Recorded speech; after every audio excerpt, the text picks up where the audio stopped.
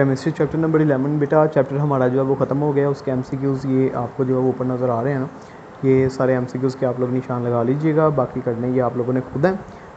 और दूसरा short question जो है वो इसका आज करने हम लोग स्टार्ट करते हैं। तो पहला शॉर्ट क्वेश्चन है जी कि what is meant by the term catenation, give an example of a compound that displays the catenation. तो कैटिनेशन जो है वो मैंने बताया था आपको कि the ability of the carbon atom to link with the other carbon atom, एक कार्बन का दूसरी कार्बन के साथ बॉन्ड बनाना, एक एटम का अपने जैसे ही एटम के साथ बॉन्ड बनाना जो है उसको हम लोग कैटिनेशन का नाम देते हैं। और carbon is a compound which displace the catenation. How is the coal form, coal कैसे बनता है जी? कोल जो है बेटा वो बनता है आज से लाखों करोड़ों साल पहले। जो डेड प्लांट्स हैं, जो प्लांट्स मर गए थे, उनकी जो बाकियात ज़मीन के नीचे दफन हो गई, तो ज़मीन के प्रेशर और टेम्परेचर की वजह से वो वुड जो है वो कोल में कन्वर्ट हो गई by the process of carbonisation. तो इस तरह से जो है वो कोल की फॉर्मेशन होती है। ठीक है, it is a very slow biochemical process, बहुत ज़्यादा स्लो प्रोसेस होता है which take place in the absence of the air under the high pressure and the high temperature over a long period of time. The third short question is the what is the importance of the natural gas? Natural gas जो है उसकी importance क्या है? तो बेटा ये use होती है the fuel in the homes as well as in the industries. homes में भी और industries में भी ये यूज़ होती है जी as a fuel. It is used as a fuel in the automobiles as the compressed natural gas CNG. ये CNG के तौर पे जो है वो automobiles के अंदर भी यूज़ होती है। Natural gas is also used to make the carbon black and fertilizer. Carbon black और फर्टिलाइज़र भी बनाने के लिए इसको हम लोग यूज़ करवाते हैं। जस्टिफाई डैट, ये जस्टिफाई करें कि organic compounds are used as food. Organic compounds का हम लोग फूड के तौर पे यूज़ करते हैं बेटा। जितनी भी चीज़ें हम लोग डेली लाइफ में खाते हैं जिसमें जो है वो कार्बोहाइड्रेट्स हैं, प्रोटीन्स हैं, लिपिड्स हैं, एंजाइम्स हैं, वाइटामिन्स हैं, ये सारे के सारे जो हैं वो ऑर्गेनिक कंपाउंड्स होते हैं। ठीक है, तो इसका मतलब ये हुआ कि जितनी भी चीज़ें हम लोग खा रहे हैं they are made up of the organic compounds. How are the alkyl radical form, alkyl radical कैसे बनते हैं? Explain with example. Alkyl radicals बेटा बनता है जब किसी भी अल्केन से एक हाइड्रोजन जो है वो निकल जाए और उसका जनरल फार्मूला जो है वो CnH2n+2 से CnH2n+1 में कन्वर्ट हो जाए, तो इस तरह से अल्काइल रेडिकल्स की फार्मेशन होता है। जैसे प्रोपेन है जो, तो इसका अगर टर्मिनल हाइड्रोजन जो है वो रिमूव होगा तो it will convert into N propyl, और अगर इसका जो मिडल या सेंट्रल हाइड्रोजन है वो रिमूव होगा तो it will convert into iso propyl. तो इस तरह से जो है वो अल्काइल रेडिकल्स की फार्मेशन होती है। क्वेश्चन नंबर 6 है कि what is the difference between the N propyl and iso propyl radical.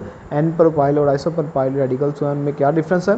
तो पिछले शॉर्ट क्वेश्चन में भी मैंने आपको बताया कि जब प्रोपेन की जो टर्मिनल हाइड्रोजन है वो रिमूव होगी then it will convert into N propyl, और अगर उसकी सेंट्रल हाइड्रोजन जो है वो रिमूव होगी then it will convert into isopropyl. इसके साथ आपने ये स्ट्रक्चर जो है वो भी ड्रा कर देना।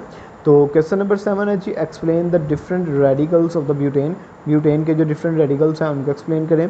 तो ये यहाँ पे डिफरेंट रेडिकल्स इसके बने हुए हैं, ये आपने बता देना है कि ब्यूटेन अगर नॉर्मल ब्यूटेन है, N ब्यूटेन है, तो अगर उसका टर्मिनल हाइड्रोजन रिमूव होगा then it will convert into normal butyl, और अगर उसका सेंट्रल जो हाइड्रोजन है वो रिमूव होगा then it will convert into 6 butyl. ठीक है, तो इसी तरह से आइसो जो ब्यूटेन है अगर उसका जो टर्मिनल हाइड्रोजन है तीनों में से कोई भी वो रिमूव होगा तो फिर बेटा वो कन्वर्ट होगी किसमें? आइसो ब्यूटाइल में, और अगर उसका सेंट्रल जो एक हाइड्रोजन है वो रिमूव होगा तो फिर वो कन्वर्ट होगी जी into tert butyl. Question number 8 है जी define the functional group with an example. बड़ी डिटेल से हम लोग पढ़ चुके हैं व्हाट इज़ फंक्शनल ग्रुप। कोई भी एटम, मॉलिक्यूल, डबल या ट्रिपल बॉन्ड जो किसी भी हाइड्रोकार्बन की करैक्टरिस्टिक को रिप्रेजेंट करवाए उसको हम लोग जो है वो फंक्शनल ग्रुप का नाम देते हैं। जैसे कि OH ग्रुप है, ये फंक्शनल ग्रुप होता है जी अल्कोहल का। इसी तरह से अकेली ऑक्सीजन है, साइडों पे R है, तो वो ईथर का होता है। What is the ester linkage. Ester linkage क्या होता है? Write down the formula of the ethyl acetate. Ethyl acetate का फार्मूला भी लिखना है।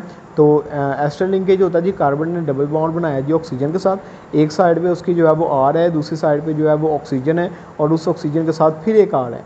ठीक है, तो इस ग्रुप को हम लोग जो है वो एस्टर लिंकेज का नाम देते हैं।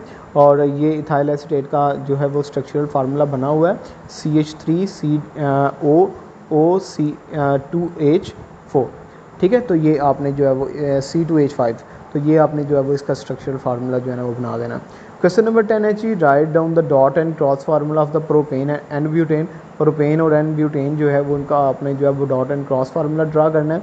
तो ये डॉट एंड क्रॉस फार्मूला जो है वो यहाँ पे ड्रा हुआ है, यही आपने जो है वो ड्रा कर देना है। प्रोपेन जो बेटा उसमें 3 कार्बन्स होती हैं, और 8 जो हैं वो हाइड्रोजन्स होती हैं, जबकि ब्यूटेन जो है उसमें 4 कार्बन्स होती हैं और 10 जो हैं वो हाइड्रोजन्स होती हैं। तो उसमें जो बॉन्ड्स हैं बेटा, बॉन्ड्स की जगह आपने जो है वो डॉट एंड क्रॉस जो है उससे शो करवा देनी है।